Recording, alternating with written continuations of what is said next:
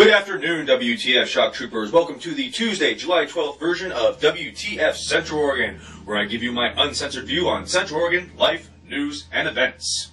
As usual, I am your host and aspiring local celebrity, Jeremy Johnson. After all, somebody has to take the queen down eventually.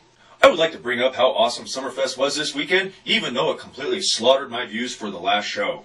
I had the pleasure of hanging out with my new clothing provider and friends at 541 Threads all weekend long and had a blast doing it. If you are digging on my sweet wardrobe right now, go to 541 Threads right now and buy yourself a shirt. They donate 4 meals to the local food bank for every shirt that they sell.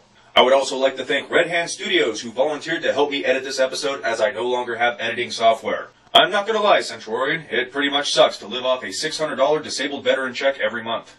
I'm just thankful I have a great girlfriend who supports the show, along with a great family, friends, future business partners, and the best community I've ever had the pleasure of growing up in. And now let's move on to the dark side of the show, where I verbally beat down the morons that do stupid shit to make Central Oregon news. First story of the day comes from the huge news that most of us could give a flying crap about. Tami Sawyer finally captured at Portland International Airport by the Multnomah County Sheriff's Department. For those of you who have never heard or cared about this bitch, much like myself, Mrs. Sawyer is apparently a Bend real estate broker who was in charge of taking care of a gentleman named Thomas Middleton's estate. Middleton was an elderly gentleman who suffered from Lou Gehrig's disease and was placed in the custody of the Sawyers. The Sawyers then proceeded to financially rape this gentleman, and 2 days after passing away from physician-assisted suicide, they went and sold his house against his wishes. There are 2 reasons why I bring this story up. The first reason is that I find it sad that a local business continues to rape our Central Oregon citizens. And the other reason I bring this story up is because every time myself and friends try to post this show on Craigslist Rants and Raves, we have to do it at least 16 times because it gets flagged right out of the gates. Yet you guys eat up this Sawyer bitch on Rants and Raves like a DRW mother of 6 with her brand new copy of Star magazine. I know that most of the posters on Craigslist Rants and Raves hardly have any money at all, so I wonder, why do you care and why do you continue to shoot down a Central Oregon news show that promotes our region?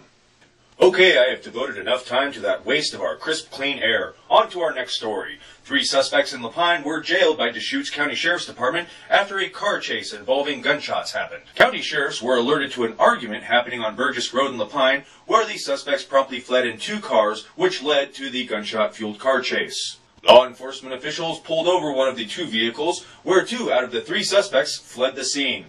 The 2 fleeing suspects were later found in an empty house by another Lapine resident who was in charge of taking care of that house. The caretaker of the home held the 2 men at gunpoint as he called the sheriff's department to come apprehend the suspects. Okay, I'm not going to lie here. Ever since I started doing WTF Central Oregon, I've been reading a lot of news about Lapine lately. All of it seems to involve some sort of theft, burglary, guns, robbing at gunpoint, stealing of guns, and now this? Since when did Lapine turn into the love child of South Central Los Angeles and the movie Deliverance?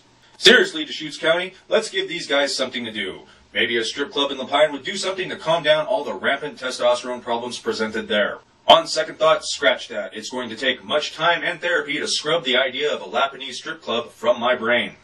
Okay, now that I've purelled my brain for the time being, it's on to our last story.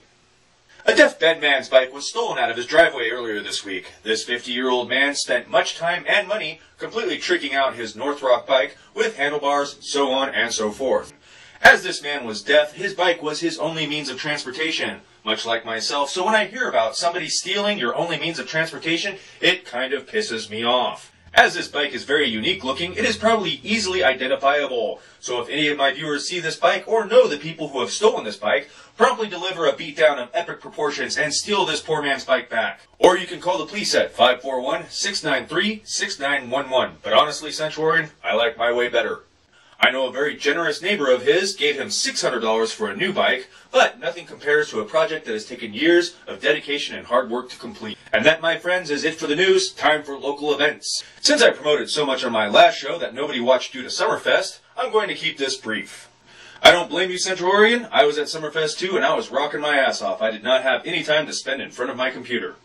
Lunch and music this Thursday, July 18th, downtown Bend. We have Curtis Salgado. Go down there, support music, food, drink some spirits, and have some fun. For any other events you may be interested, please consult your local Source Weekly magazine for times, dates, and places where you can find your favorite events.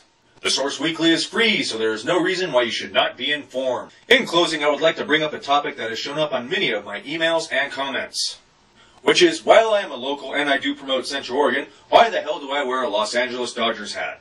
The answer is simple, Central Oregon. Unlike most of the other douchebags running around town with LA hats, I am actually a lifelong, committed fan of the Los Angeles Dodgers. I have worn a Dodgers hat since I was born, and 35 years afterwards, it has become somewhat of an OCD thing now. So what if they are going bankrupt and in last place right now? I bleed Dodger blue still to this day, and I have high hopes for them in the future.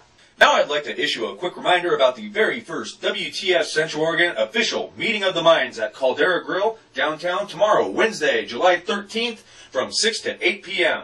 So bring your thoughts, your ideas, your insights about what you want the future of WTF Central Oregon to be over some nice barley-based beverages, and let's have some fun.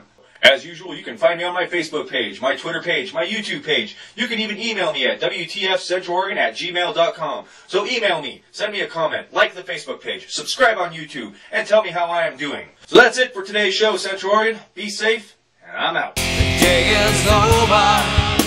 It's time for me to